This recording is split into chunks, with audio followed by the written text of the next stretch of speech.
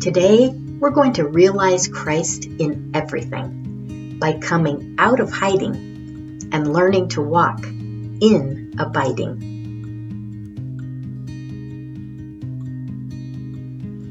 In Romans 6:24, Paul says, "Just as Christ was raised from the dead through the glory of the Father, so we too may walk in a new life." You know, we were created to walk in God's presence.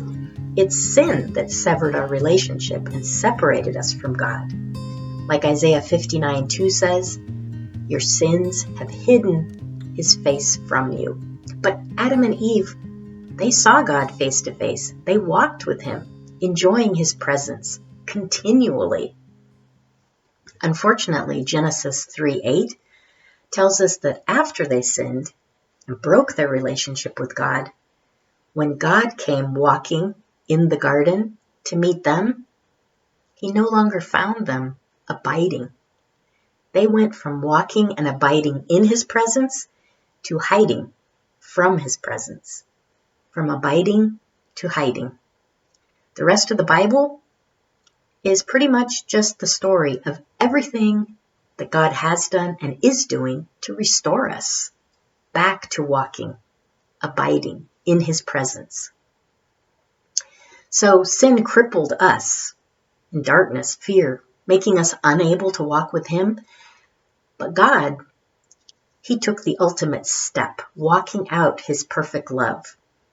Like Leviticus 26:12 says, God said, "I will come and walk among you." So Jesus came and walked among us, in the very heart of us. He opened the way and showed us the way, out of hiding, back to abiding. He opened the way by his life, death, and resurrection, giving him authority to restore what sin had destroyed. Have you ever wondered why so many of Jesus' miracles involved healing people so they could walk again? Jesus asks in Luke 5:23, which is easier to say, "Your sins are forgiven," or to say, "Get up and walk"? It's the same. By forgiveness, Jesus restores our relationship to God, healing us, and he opens the way out of hiding so we can walk again with joy in his presence. But Jesus also showed the way. In the gospel books, we see Jesus walking everywhere. And he called his disciples to walk with him 24 hours a day, 365 days a year, in his presence, walking, talking, eating, sleeping. It looks to me a lot like abiding. I think of John 15, the vine and the branches. Jesus says, "Abide in me and I in you. Without me, you can do nothing." The Apostle John later explained this abiding. In 1 John chapter 2, verse 6, he said, "The one who says he abides in him should walk just as he walked." Well, Jesus walked in the Father's presence every step of every day. He showed his disciples and us the way out of hiding, back to abiding, walking with him just as he walked with his Father. And how do you walk? Step by step, right? We live one moment at a time, one thought, one choice, one action. And that's also how we walk. Every step in our walk makes an hour, a day, a life.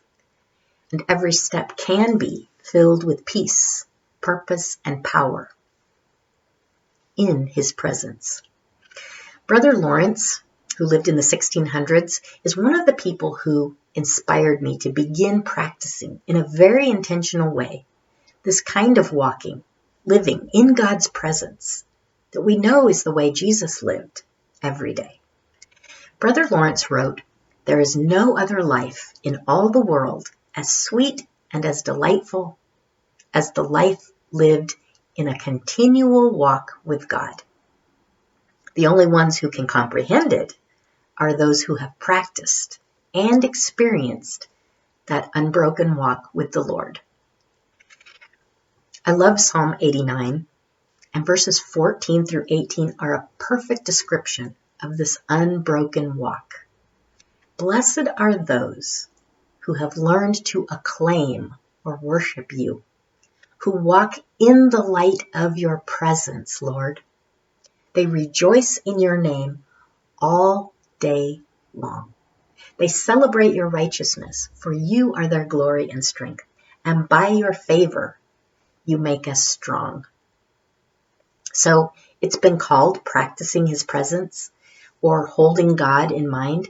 I call it realizing him, but it's all the same thing. Learning, practicing one step at a time, one moment at a time, to remain, to abide in God's presence.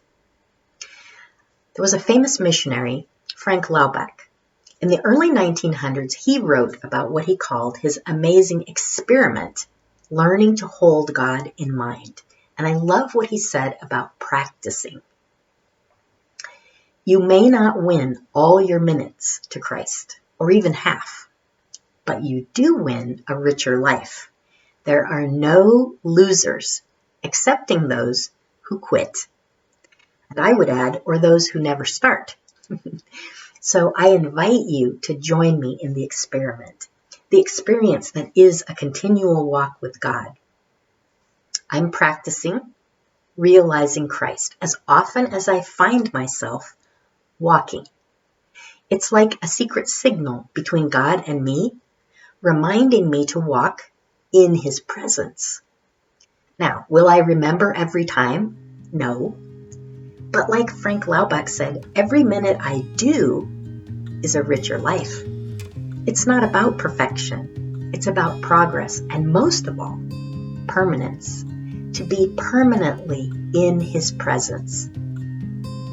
So hey, I encourage you this week, everywhere you walk, from one room to another in your house, in the grocery store aisle, in the office, or across the parking lot to and from your car, ask him to remind you. And as often as he comes to mind, realize him.